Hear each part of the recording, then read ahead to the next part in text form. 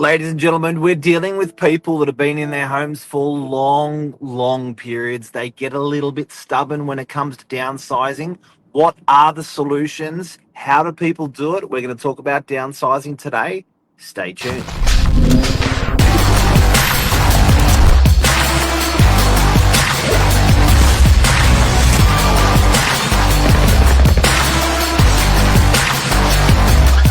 I'm the ringleader, so listen up. I've been here for 43 years. You're only going to take me out of here in a box. Dr. Downsizer. Yes, Mr. Wapshot, how are ya? Good. How are you? Yeah, good. What do you reckon about this? You're a bit of an expert when it comes to people downsizing. What are the problems with what are the problems that people have with downsizing? How does the conversation go? Well, generally, it's obviously quite a big change. Like you said, a lot of these people,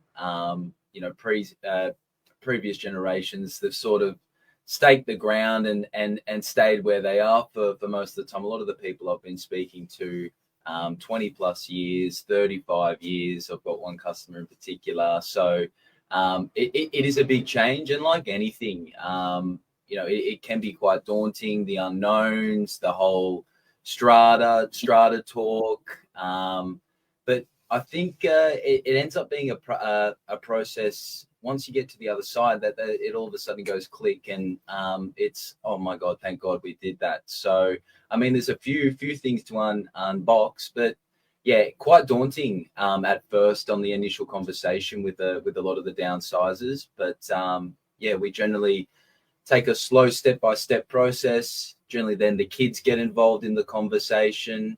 Quite a big process because it's quite a big change. You can appreciate that. So they reluctantly come and see you because they have to get out of their house.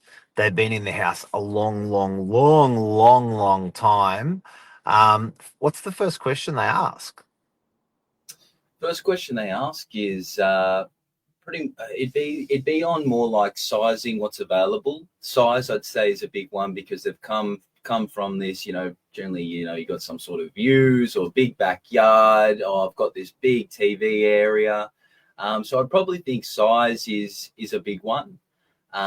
Generally they want to get an idea of, Josh, I'm so used to this. So yeah, definitely size, layout, which is an important one. So finding a good layout, a good amount of light in the property, because when they've been living in the traditional block house, they've got pretty much sunshine coming from left, right, front, and center, because obviously you've got your setbacks from streets and your neighboring properties. Whereas heading into a unit, you're going to have some common walls. Generally, one side of the unit is what's going to be capturing all the light. So yeah, a lot of conversations around that. But yeah, size being the biggest thing, obviously coming from a big, generally a 4 or 5 bedroom home to generally a 2-3 bedroom apartment.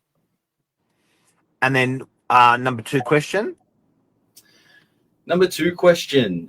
Strata. Strata's always up there. Definitely. It's right up there with older people, isn't it? With downsizers, they love us. It's huge. Yeah, and I do get it there as well. Obviously, a lot of them moving forward, you just got your super or whatever's left. You're not working anymore, so it is something that you per se budget for, because that kit is as big as it is now. Obviously, they've sold their big assets to get into the units, and leave themselves a little bit of a kitty to live on. So yeah, generally the strata is a big thing, so they can account for the future years and how much is that going to take a play on their funds that they're holding. Now, Michael Berger from the office was shaking his head yesterday when we had this topic as a team. We're having a chat about it because we're doing a lot of downsizer work at the moment. And he's like, why would you even care if the strata levies are double? And I was like, what do you mean by that? He goes, say the strata levies are $1,500 more than they should be per quarter. He said, amortize, you put that over 5 years or 10 years. Like, who cares? Do you know what I mean? So, but there's this, it's almost been imprinted into these clients' heads that they want to save money, they got to save money, they got to watch the dollar. But it's like, hang on a sec, you're going to put 500 grand in your pocket. If you're going to bleed like an extra 20 over 5 years or 10 years, it's okay. You'll be just fine. You'll still have plenty of cash. It's a really hard thing for them to remap or reprogram themselves for strata costs. My mum had the problem. She was like, ooh, strata. It's a bigger problem in their head than the reality. Yeah, I think that's big, Mark. I think it's perceived because it's something new. I find a lot of the clients I speak to, it's perceived as a new cost that they didn't have before, but by owning a unit, I'm going to pay it. But when you start to strip it all back and think of the maintenance and care a 4 or 5 bedroom house needs, 15, even 2 grand a quarter doesn't seem too bad when you think about it and make that comparison.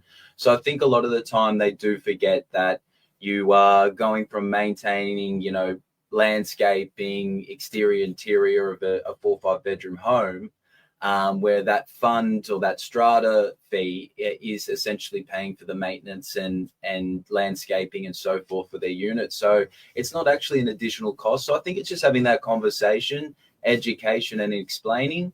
And it goes a long way. And I've had a few of these conversations now, especially for the project up at Belrose. Traditionally got a lot of owners up in that Belrose, Davidson area. They've been there 20, 30, 40 years. Nothing else in the area quite like the Belrose collection. It's quite a No. new project, being units. It's generally all houses over there. Yep. But things like accessibility, stairs, maintenance, all these things are becoming a factor. And as I sit down from the first, we go and sit in a cafe for an hour and a half, go through all the floor plans, your aspects, what's going to be in the complex, step by step, that process, they become more and more comfortable with it. And obviously, it's a big unknown. What do you buy when I have it sold? So having that whole process of giving them a value on their place, getting an understanding of where that's going to be, finding a unit that's going to meet their needs within their budgets, and sort of bringing it all together. So bringing that campaign in time with the finishing of the project so that they essentially sell seamlessly and move straight into their new apartment, right next to shops, medical options, all Stairs these is a big one, isn't it? yeah, huge Stairs, transport as well. it's stairs and transport, because what I've noticed is often one of the downsizers has had a medical condition or sometimes a fall or something. And the nice thing about the downsizing is generally you're eliminating any stairs. So it's easy to get in, it's easy to get out. There's not even one stair the whole way through. Very, very efficient. Yeah, yeah, it definitely is. But yeah, it's actually a really rewarding process. Even the couple, we've got a Belrose exchanging today, beautiful couple, in a Belrose all their lives. I think he was a school teacher. Yeah, really nice couple, and they've just finally made that move. Josh can't do the steps anymore. Needs something that is going to be the next spot that we stay for the rest of our lives. And happily enough, I was happy to assist them there, and they found a unit that's really going to, meet all their requirements and needs. And with the daughter-in-law and son, we're future-proofing the unit. So because it's not too close to completion, we've made a few tweaks just to make things easier moving forward over the next 3, 5, 6, 7 years. Mobility is going to decrease dramatically. So just changing like little handles on the kitchen from shark nose to a pull drawer. Running a 15 amp circuit out to the balcony to allow for heating, so that they can both sit outside together on a cold night, enjoying their new balcony. That's been really rewarding and something now that I can bring to every couple that I meet in the future. So it's been a pleasure dealing with the downsizers.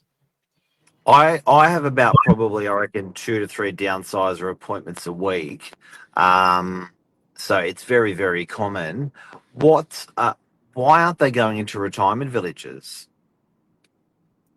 Oh, can you blame them in the way? I mean, it's always had that. I mean, I think retirement villages work for some people, maybe don't work for others, and I think it's that whole idea of maybe taking away independence, or being able to operate on your own. I think that's the whole idea behind a village, so to speak.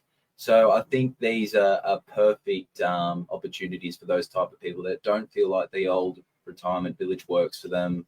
Lift up to your door, shops at your feet, transport out your front door.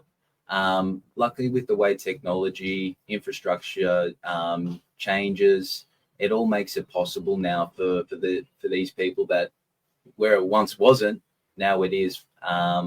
With having all these facilities around them without having to strain themselves or whatever it may be. Yeah, I really think, Mark, it was something that wasn't as possible as it was before. I find I Yeah, the conversation I have with people about the retirement village is asset protection. So they don't really want to leave a lot of money on the table for the retirement village. The way they calculate that when you pass, how much they take, a lot of them are different in their ways, but they don't want to leave any more money on the table. Another one, like someone like my mum, is they don't want to be around um, um, they don't want to be around what's a nice what's a nice way of saying it? Not death, but they don't want to be around sickness.